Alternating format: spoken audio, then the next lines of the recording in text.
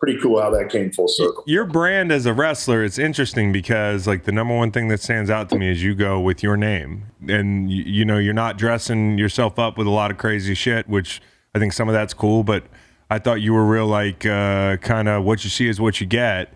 What was the intentionality behind all that?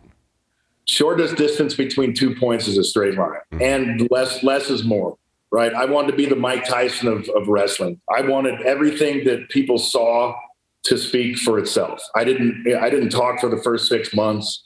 I thought that I could provide a character similar to throwing Romans to the lions, right? You don't know what you're going to get, but you better stay tuned at the edge of your seat, because it's not going to take long and it's going to be fucking violent. And so, you know, and mixed martial arts was becoming a thing back then. I went to the first, 7 or 8 UFCs. Got to be friends with a lot of the guys that were pioneers of the business. And I idolized them, and I love martial arts. And I started studying, you know, tape after tape after tape, and started taking classes with people. Then I opened a MMA gym in Atlanta after the Falcons. And so I wanted simplicity. I wanted simple, but yet I wanted range. I wanted a quiet guy to come out there, and then I wanted hell to break loose when the bell rang. So you were doing MMA when it was Lex Luger and Sting found you, right? Yeah. So they just walk into an MMA gym, or they kind of like, how does that work when they go out? Well, it's probably different now, but in the 90s, I would love to see a documentary about how they found wrestlers. Well, I found them actually because when I was at the Falcons, there was a gym called Main Event Fitness. Got it. And that's where I trained every day. And Lex and Sting owned it. That's when, you know, I mean, I had seen the guys out, you know, playing with the Falcons, man, and the wrestlers, WCW being in Atlanta. I mean, those guys were out every night, and we were out just about every night that we could get out. And Atlanta back in the 80s and the 90s was the place to be. Yeah. So I'd rubbed shoulders with them many times before. You know, it wasn't a natural progression by any stretch of the imagination, but it was something that I had worked my entire life on. Right. And so why not lend it to something that I could make more money than I did my entire career in the first 6 months in the NFL. The PGA stunt, was that like a paid stunt, or that was funny when you threw that guy in the lake? Was that real? That wasn't real, was it? Okay, well no, it was not. Here's the deal. You guys play in these celebrity golf tournaments, right? And I'm not the best golfer by any. I'm an entertainer, right? Yeah. So before every tournament, I stop by the local pro shop and buy some gimmick clubs, right? Some clubs that I can just snap.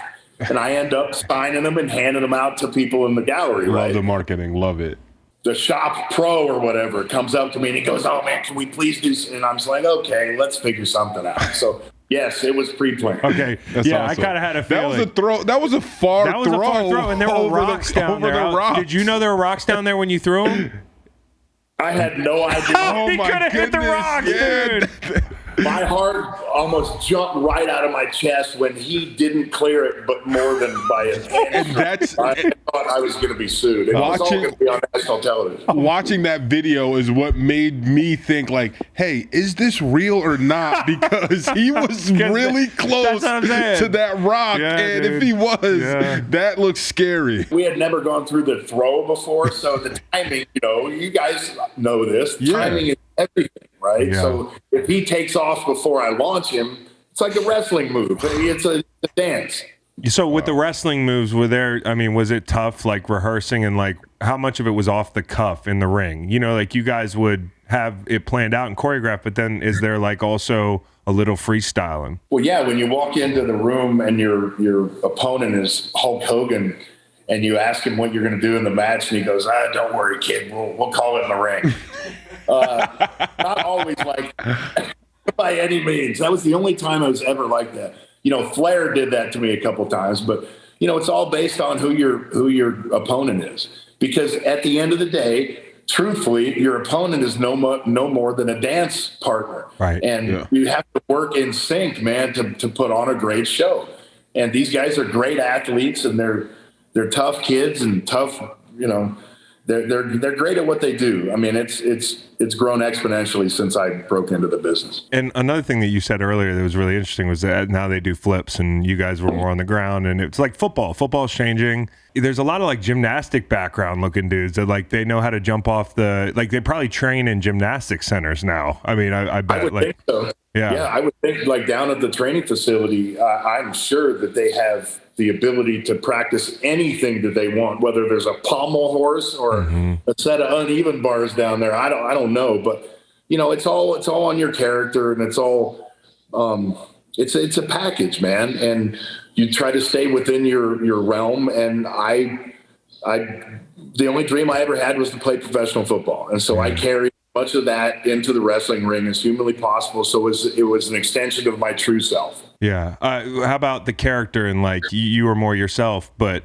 they definitely write things in for you that maybe you're like, man, I don't feel like fucking doing that tonight. Like, or like, I don't want to be the heel. Like when you had to become a heel and all that stuff, like, are there meetings? You know how they show you at the end of Game of Thrones, like everybody sit in the room, and when they tell you who dies, everybody's like, motherfucker. And people are like, is it like that in y'all's meeting rooms?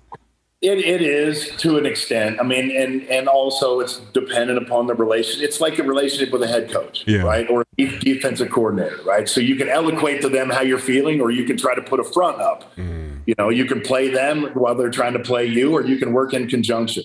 And, the older you get, the longer you're in the business, things come easier in that you can eloquate your feelings a lot more and with a lot less on the line, because I've kind of done it all, And I've always professed to be a wrestler, not a booking agent.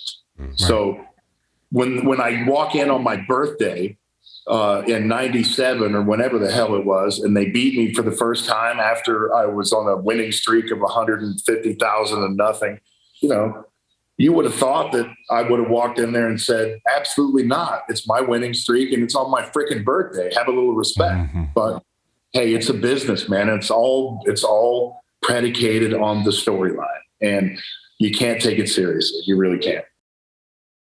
Listen to the full podcast on Spotify, Apple Podcasts, and other podcast streaming platforms. Wherever you want to get the podcast, you can get the podcast. Pretty simple. New episodes every Monday, Wednesday, and Friday. Don't forget to like and subscribe for more content. Podcasts get pretty wild. This is real tame.